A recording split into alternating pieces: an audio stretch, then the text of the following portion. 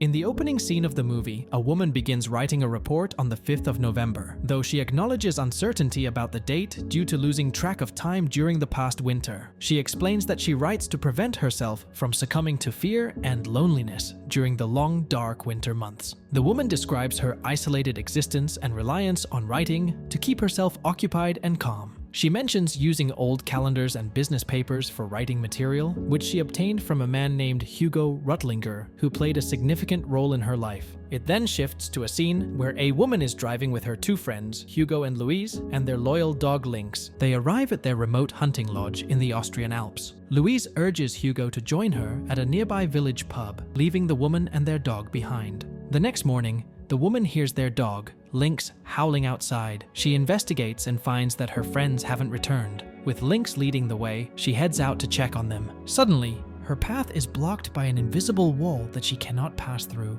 leaving her confused and trapped. She is narrating the events. She hesitantly touches the glass of a window and suddenly understands what has been tormenting her. The road is completely empty. As she approaches a farmhouse, she notices a man standing there. However, once again, she is unable to make contact due to the invisible barrier, which seems to freeze the two owners in time, preventing any interaction. She returned to the wall to investigate further, but despite her efforts, she couldn't find any clues. Back at the lodge, she closed the windows and lay down to rest. In the middle of the night, she heard a noise and went out to investigate. However, when she tried to open the door, she found herself unable to pass through the invisible barrier. She then woke up from the nightmare, realizing it was only a dream.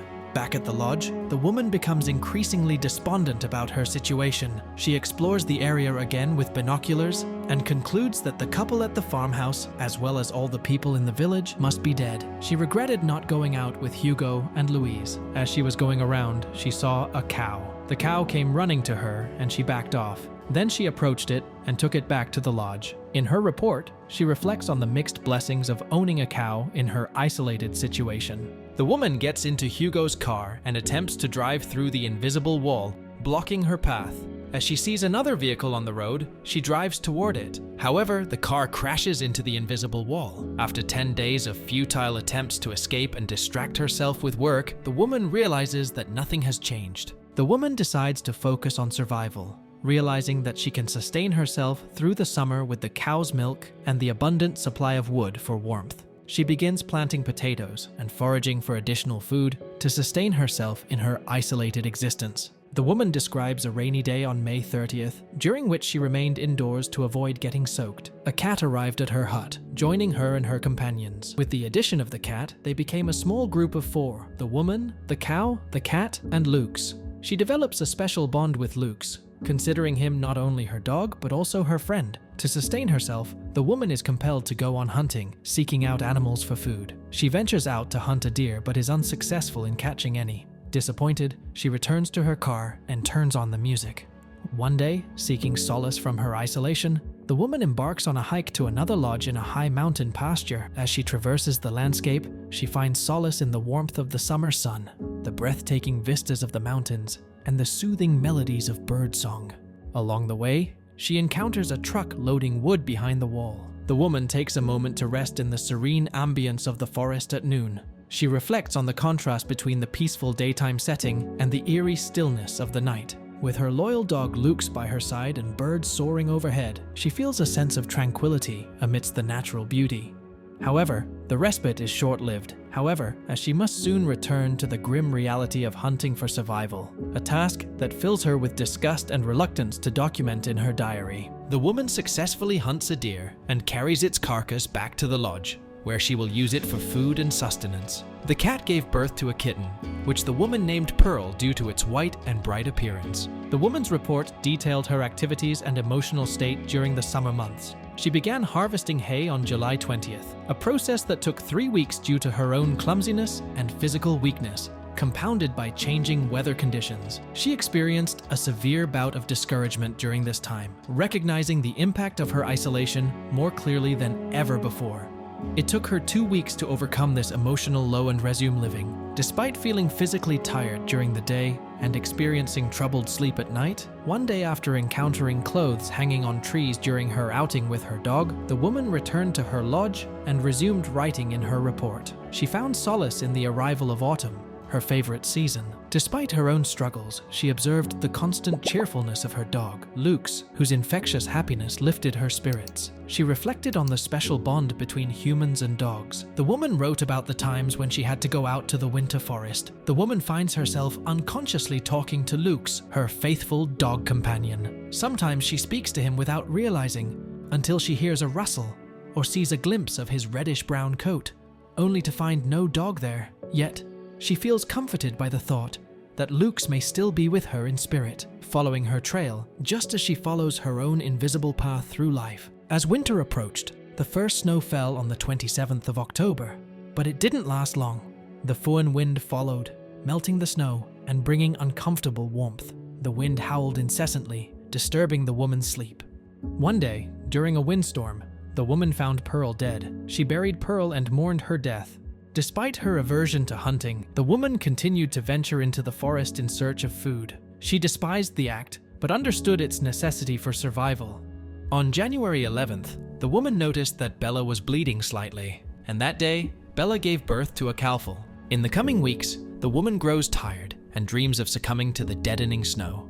On the 25th of May, after spending a year at the lodge in the narrow valley, the woman and her animals leave in a procession and climb to the high mountain pasture where they spend the summer comforted by the warm sun and star-filled nights. During her day in the pasture, she didn't write any diary entries. For the first time in her life, the woman experiences a feeling of calm, as if a big hand stopped the clock in her head. During that second summer, a transformation begins to take place in her, as if her newer self was being absorbed into a greater whole. On October 16th, since her return from the pasture, the woman resumed making regular notes. Throughout October, the weather remains beautiful, allowing her to double her wood stock. However, on All Saints' Day, a sudden warmth signals the impending arrival of winter. On December 10th, she finds a strange note she doesn't recall writing. Time goes by so fast. This prompts her to reflect on the passage of time and its subjective nature. She muses on the indifference and omnipresence of time, particularly since the death of Luke's, which has made its silence and stillness more palpable. She regrets the lives of both animals and people, lamenting humanity's failure to embrace love as a means to a better life. She acknowledges that it's too late to change paths, but continues to grapple with the why behind their choices. One morning, the woman notices a white crow among the black ones, shunned by its brethren. Despite being considered abominable by its kind, she finds the white crow beautiful and begins leaving food out for it. She empathizes with its loneliness, wishing for another white crow to join it. As time passes, she gradually forgets her own past and embraces her new life in the forest. 2 years have passed, and she realizes she rarely thinks about the possibility of being found. In June, she returns to the mountain pasture, but it doesn't hold the same enchantment as before. She no longer embarks on big trips. Content with the simplicity of her surroundings, her bond with Luke's deepens, and she reflects on how he too has changed. Ultimately, she finds solace in their shared companionship, transcending the boundaries between human and animal. One day, the woman witnesses a stranger killing Bella's bull calf with an axe. When Lynx rushes to intervene, the man fatally strikes him as well. Fueled by grief and rage, the woman retrieves her rifle from the lodge and confronts the man, ultimately shooting him. Overwhelmed by sorrow, she kneels beside Lynx's lifeless body, embracing him one last time as she mourns the loss of her cherished friend. The woman buries her beloved dog Lynx in a deep grave. She rolls the man's lifeless body over a high cliff. The next day, the woman resumes her usual tasks, finding solace in the familiar rhythms of her life. As October arrives, she harvests potatoes and fruit, tending to her land with a sense of resignation and acceptance. Despite the tragic loss of her animals and the unanswered questions surrounding their deaths, she finds a newfound calmness within herself. She acknowledges that while the memories, grief, and fear will always remain, there is also a sense of renewal and resilience in the world around her. Having exhausted the last sheet of paper, the woman concludes her report. It is February 25th, around 5 o'clock in the evening, and the forest is bathed in the soft light of dusk. With the crows calling overhead, she realizes that there is nothing more to be written.